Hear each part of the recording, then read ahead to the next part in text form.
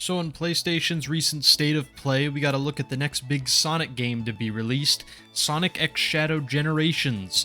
Now this game was rumored like a week before they revealed it, and everyone pretty much knew it was coming, but I was still excited slash anxious to see what it would look like. After the car crash that was Sonic Colors Ultimate, I think everyone was just curious on what in the world they would do to this game. Now it's pretty clear why they're making this game, because the Sonic Movie 3 is coming out around Christmas season, and this game is coming out right before the Christmas season. Shadow is going to play a pretty big role in the next movie, so this is clearly how Sega is planning to cash in on that movie.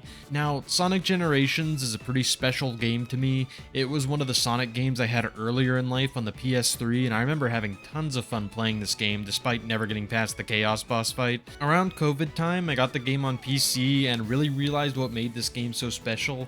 It's an amazing game, and probably the last Sonic game that I would say is better than just good. But back to the actual reveal, as far as this remaster goes, it looks pretty much identical to the original. They obviously did this because of the backlash they got for Colors Ultimate kind of being too different with the insane amounts of bloom in that game. Honestly, I think this is probably the best way to go with this because Generations looks pretty good as it is, and I see this game more as a way to play Generations on modern consoles. I saw a lot of people saying that there wasn't really much of a point of remastering the game, which I mean for PC players, yeah, pretty much, but you have to realize that for people who play on console, there just isn't really a good way to play this game at the moment, and it looks like this game fills that need just fine. I'm curious to see how this game will look on Switch though.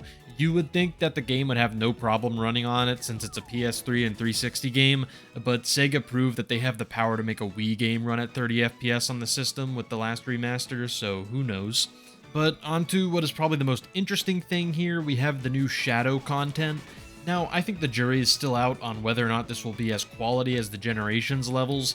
My guess is that this stuff probably won't be because, I mean, have you played Forces or the cyberspace levels in Frontiers?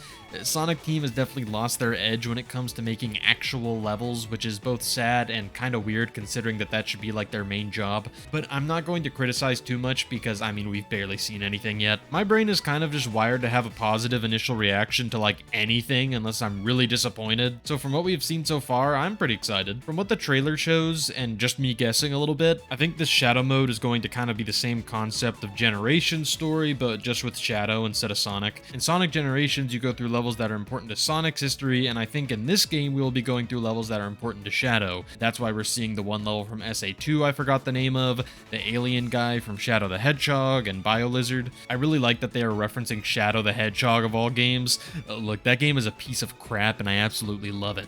But yeah, my wishlist for this game, or this part of the game, is just that they would make levels that are at least halfway decent, and that this mode is at least like 3 to 4 hours long.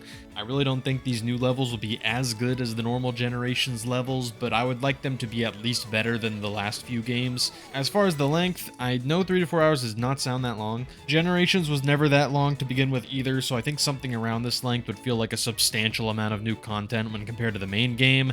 But yeah, overall, I have a few concerns, but I'm pretty excited for the game. So those are my thoughts on Sonic X Shadow Generations. If you have any other information or thoughts on the game you would like to share, let everyone know in the comments. I would say to subscribe to this channel, but this is honestly a pretty low effort video I'm doing, so if you're going to subscribe anywhere, do it on my main channel where I actually put work into the videos. Bye.